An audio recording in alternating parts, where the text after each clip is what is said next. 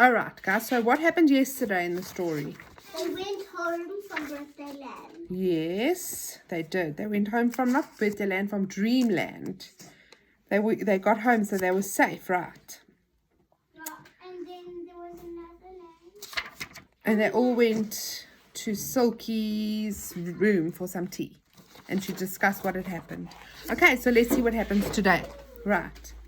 Everyone crowded into Silky's room inside the tree. How did we get back to the tree? Asked Dave in amazement. Silky told him. We found you all asleep on that big bed, and we rubbed on it some of the whiz-away ointment, the very last bit left. And it whizzed away here. Oh, and we wetted the Sandman's sand so that he couldn't throw sand in our eyes and make us go to sleep. What's his name was clever too. He slit the bottom of the sack with his knife, found a handful of dry sand there and threw it at the Sandman himself, said the angry pixie.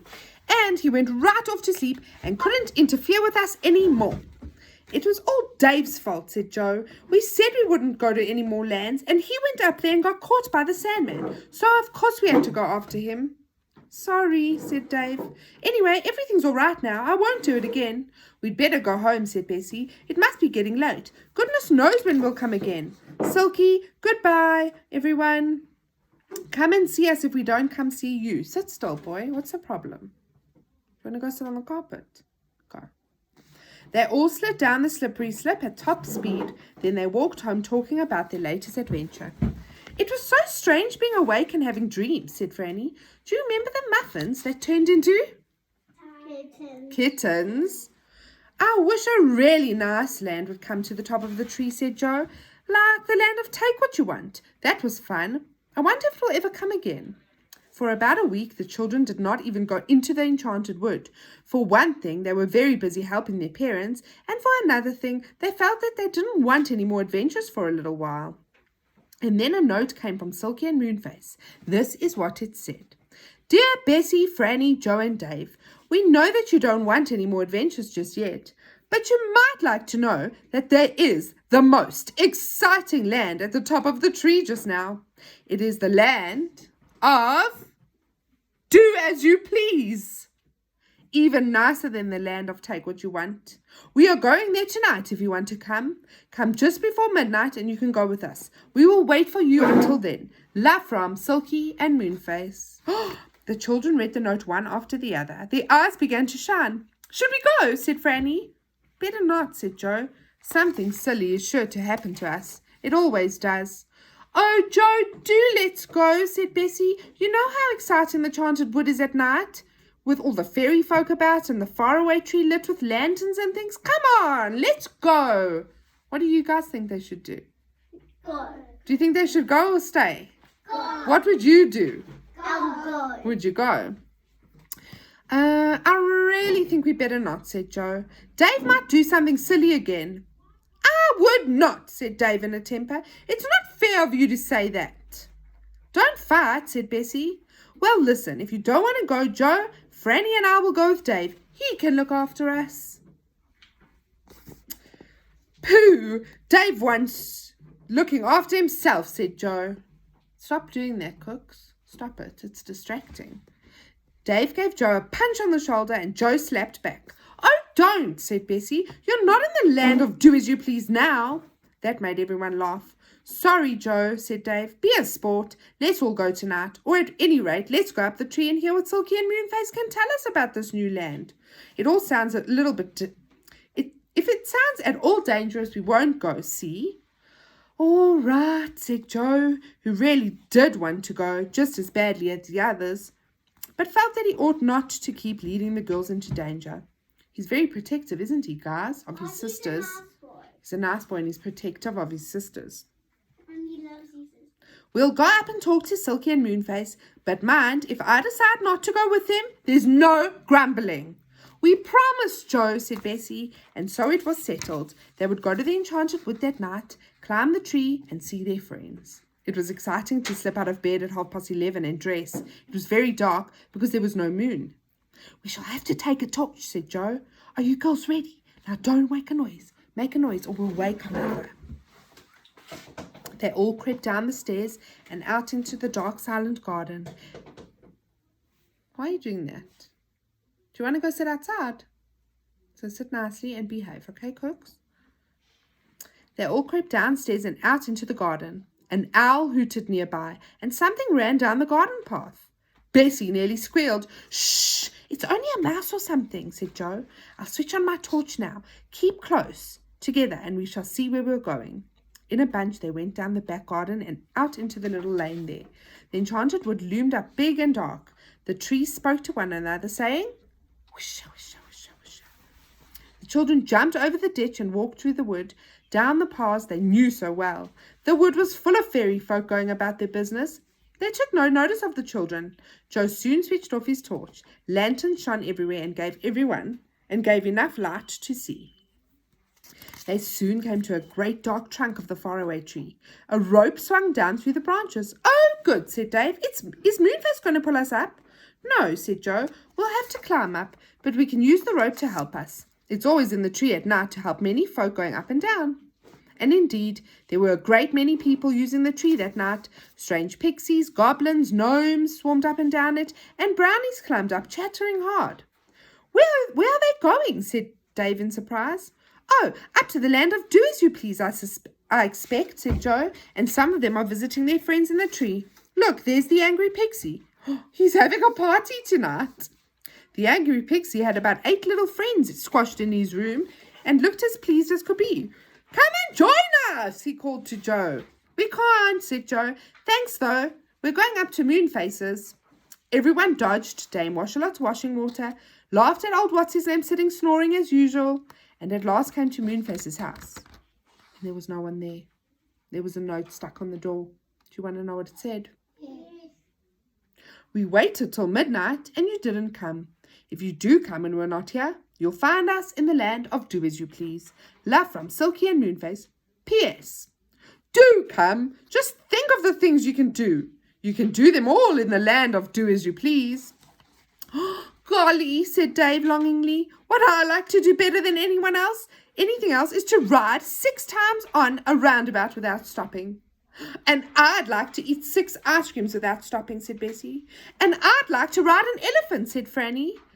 "And I should like to drive a motor car all by myself," said Joe.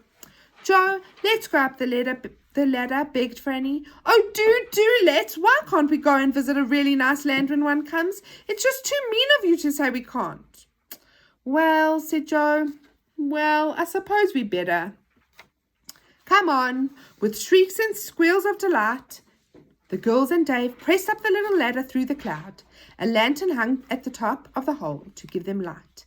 But lo and behold, as soon as they got into the land above the cloud, it was daytime. How extraordinary! The children stood and gazed around it. It seemed a very exciting land, rather like a huge amusement park. An amusement park is like a fun fair, guys, like Gold Reef City. There were roundabouts going round and round in time to music.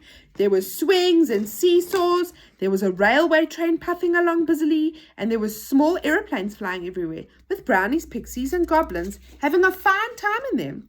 "Goodness, doesn't it look exciting?" said Bessie. "I wonder where Moonface and Silky are." "There they are, over there on the roundabout," cried Joe. "Look, Silky is riding a tiger that's going up and down all the time.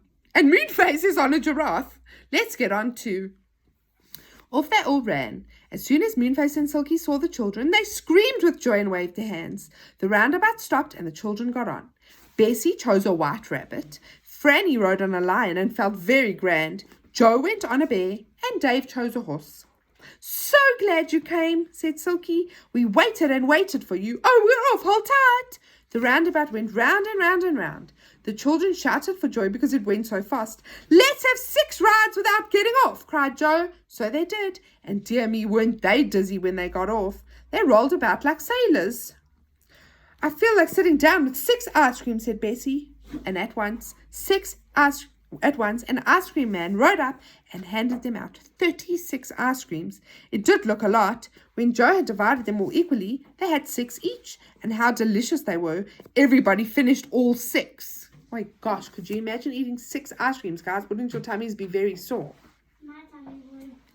"And now, what about me driving that railway engine?" cried Joe, jumping up. "I've always wanted to do that. Would you all like to be my passengers? Well, come on then." and off they all raced to where the railway train was stopping at a little station. "Hey, hey!" yelled Joe to the driver. "I want to drive your train." "Come along up then, come along," said the driver, jumping down. "The engine is ready to go." Joe jumped into the cab of the engine. A bright fire was burning there. He looked at all the shining candles and wheels.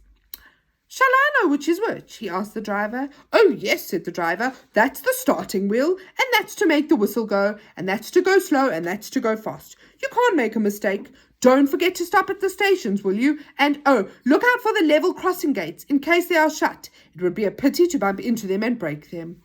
Joe felt tremendously excited. Dave looked up longingly. "Joe, could I come too?" he begged. "Do let me just to watch you." All right," said Joe. So Dave hopped up onto the engine. The girls, Moonface and Silky, got into a carriage just behind. The guard ran up the platform, waving a green flag and blowing his whistle. "The signal's down," yelled Dave. "Go on, Joe, start her up." Joe twisted the starting wheel. The engine began to chuff, chuff, chuff, chuff, and moved out of the station. The girls gave a squeal of delight. "Joe's really driving the train," cried Bessie. "Oh, isn't he clever? He's wanted to drive an engine all his life." The engine began to go very fast. Too fast. Joe pulled the go-slow handle, and it went more slowly. He was so interested in what he was doing that he didn't notice he was coming to a station. He shot right through it.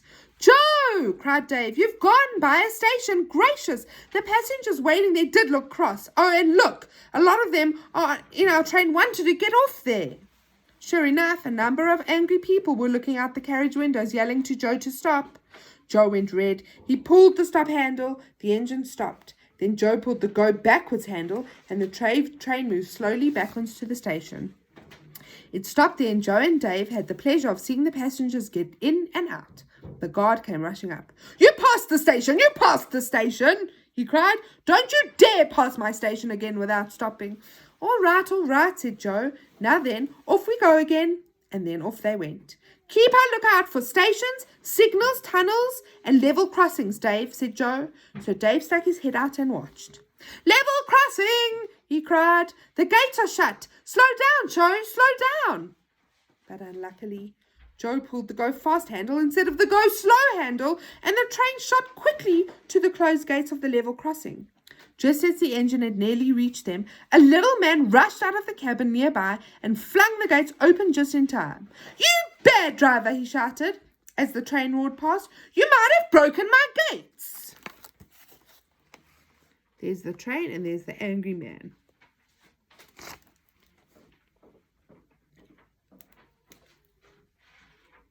You see.